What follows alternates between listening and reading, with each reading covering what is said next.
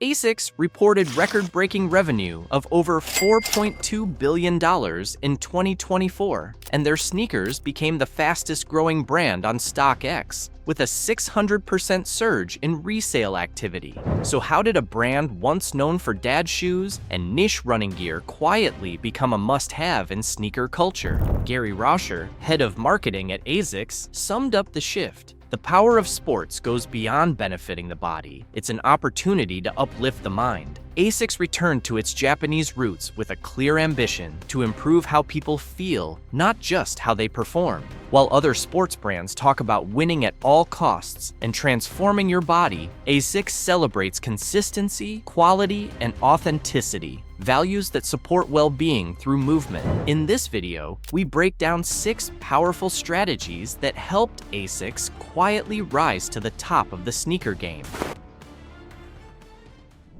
ASICS's marketing approach is deeply rooted in its Japanese heritage, but what sets it apart is its focus on the mind. While most sports brands highlight victories and the pursuit of perfection, ASICS celebrates the feeling. It promotes mental clarity and emotional balance through movement. The brand name comes from the Latin anima sana in corpore sano, a sound mind in a sound body. And that philosophy isn't just symbolic. It drives how ASICS creates its products and how it tells stories. Instead of pushing perfection or elite performance, ASICS emphasizes how movement can help anyone feel better, mentally and emotionally. One of their most daring campaigns was changing the way AI exercises. ASICS trained an AI model to redefine the meaning of exercise, not as a path to physical ideals, but as a way to feel good. To run the experiment, ASICS partnered with an AI lab to feed the model thousands of online articles, posts, and discussions about exercise, most of which portrayed it as a way to improve one's appearance. After exposing the AI to real stories and data from ASICS's campaigns, the model shifted its understanding,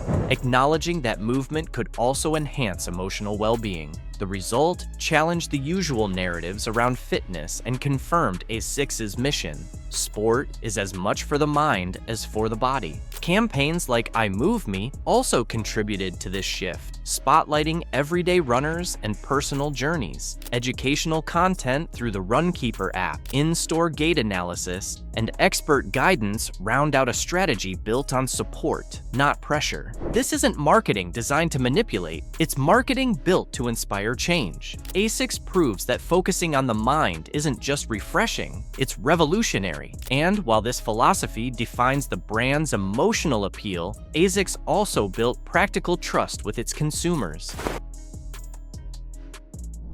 The ultimate dream of a sports shoe brand, to sell its regular or permanent products as if they were limited editions. ASICS has put in place an unusual strategy that brings them closer to this ideal. Instead of fueling hype with manufactured scarcity, ASICS approached availability with intention and restraint. Their philosophy, restocks with purpose, meant they prioritized trust and reliability over chasing fleeting trends. If a model or colorway performs well and sells out, ASICS will often plan a tactical restock the following season or year. This is the case with the Gel NYC Cream Mineral Beige, which launched in June 2024 and restocked exactly 1 year later after huge demand. Same thing for the ASICS Gel 1130 and Black Pure Silver, which had reached almost 3 times its price on the secondary market. The delay is deliberate, enough to maintain interest without oversaturating the market while programming controlled reproduction. This isn't just about selling more units, it's about showing customers they can count on ASICS. That trust paid off. In Q1 2025, sales of core running lines like the Gel Kayano and Gel Cumulus topped 208.3 billion yen, a 20% jump driven by steady availability and demand. Customers didn't have to scramble or rely on bots. they learned to trust the brand's rhythm, and that rhythm extended beyond performance. SportStyle sales rose 49.6% in the same period, proving that consistency works beyond athletics. The Onitsuka Tiger line grew 57.2%, again thanks to a steady supply of iconic models. Even performance running posted 11.5% growth, showing that runners value access just as much as innovation. ASICS' strategy solved two problems. It avoided the frustration of sellouts and built long-term brand goodwill. More than just contrarian thinking, this was a commitment to relevance over time. This foundation of value set the stage for another key strategy of ASICS' rise: pricing. While most brands hike prices with every new model, ASICS chose stability. They focused on innovation, durability, and accessibility, values that matter more than ever in 2025. Core models like the Gel 1130 still retail around 100 euros. Compare that with 120 euros for a New Balance 530 or 110 to 120 euros for a Nike P6000. Even the premium Gel NYC lands at 150 euros, below comparable models from competitors like the New Balance 9060, priced at 190 euros. What justifies these prices is substance. Gel cushioning, AHAR rubber outsoles, and Trustix system stability. These are recognized ASICS technologies, known for their real performance benefits. These features come from real R&D. 7% of ASICS' revenue is reinvested into innovation. Unlike many competitors, ASICS avoids superficial design refreshes that drive prices up without adding real value. They don't release version after version just to change the shape of a toe box or swap a panel. Instead, they prioritize functional upgrades, better support, lighter weight, longer durability, and because ASICS controls its supply chain, from factory to store, they cut waste and avoid inflated markups. It's a vertically integrated model built for consistency. Consumers notice. They know that with ASICS, they're not just paying for branding, they're paying for performance. That trust and value laid the groundwork for their next move. Next comes the strategy that ties ASICS' past to its future, a deep commitment to performance.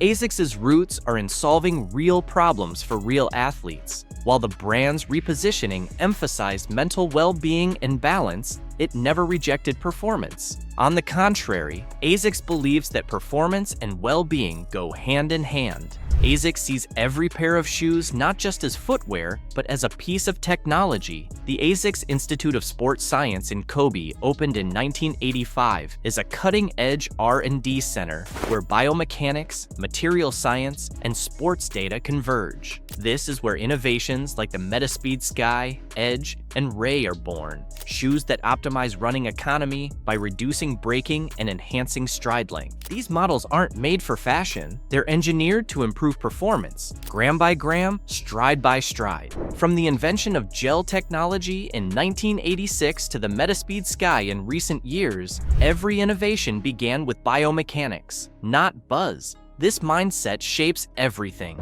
Engineers co-develop shoes with elite runners, tweaking geometry and materials based on lab testing and marathon feedback. The result? Shoes that earn respect before they earn hype. Stores reflect this too. Gait analysis, educated staff, and expert fittings turn retail into coaching. ASICS also backs local races and training events, supporting athletes from amateurs to Olympians. By refusing to separate style from function, ASICS didn't just maintain its identity, it expanded it. Today, sneaker culture is starting to value specs again, and ASICS was already there. This unique balance of authenticity and innovation didn't go unnoticed by the next generation. ASICS didn't try to become a Gen Z brand. It just stayed itself. No viral stunts, no cringe collabs, just real products that delivered. And that's exactly what younger buyers wanted: comfort, quality, and honesty. Models like the Gel 1130 and GT 2160 gained traction through organic word of mouth. Students, creatives, runners, they shared on TikTok and Instagram not because they were paid to, but because the shoes worked. ASICS also spoke their language: transparency. Tech like gel and flight foam wasn't overhyped, it was explained. Sustainability wasn't a marketing angle, it was real. Circular design programs and recycled materials were implemented without charging more. In a sea of brands yelling for attention, ASICS stood out by being consistent. That quiet confidence paid off. And in the world of sneakers, confidence often translates into cultural relevance. One of the biggest unlocks for ASICS was the evolution of its SportStyle line. Instead of separating style from performance, ASICS fused them. Their successful models brought running tech to Y2K-inspired shapes at accessible prices. The Gel Kayano 14, designed by Toshikazu Kayano, stood out as a turning point. Originally built for stability running, it crossed over into lifestyle thanks to its chunky aesthetic and visible gel units. It gave ASICS a cult appeal while staying rooted in performance. The Gel NYC, meanwhile, delivers ASICS's full design and technical heritage through a modern silhouette. While it didn't catch fire immediately, it slowly gained traction thanks to word of mouth and its timeless balance of tech and style. It's not a trend-driven shoe, it's built to last, both in performance and in cultural relevance. In 2024, SportStyle revenue jumped 56.2%, and in North America, it more than doubled. Strategic collaborations added fuel, not with flashy logos, but through curated partnerships. Expanding Onitsuka Tiger at Milan Fashion Week and planning a flagship presence in Paris were quiet but meaningful power moves, and that demand spilled into resale.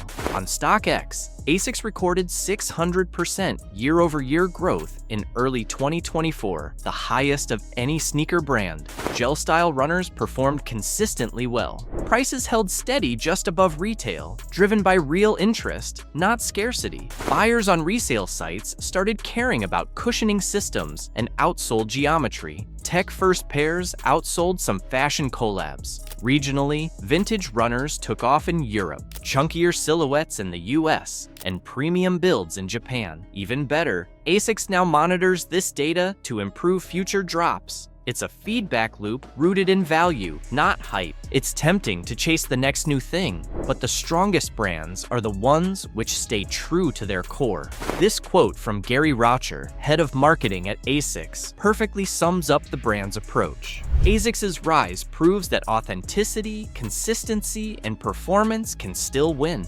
If you're building a brand today, take notes. This is how you do it right. If you enjoyed this breakdown, make sure to check out my last video on Supreme's marketing strategy. You'll see how hype can be engineered in a completely different way.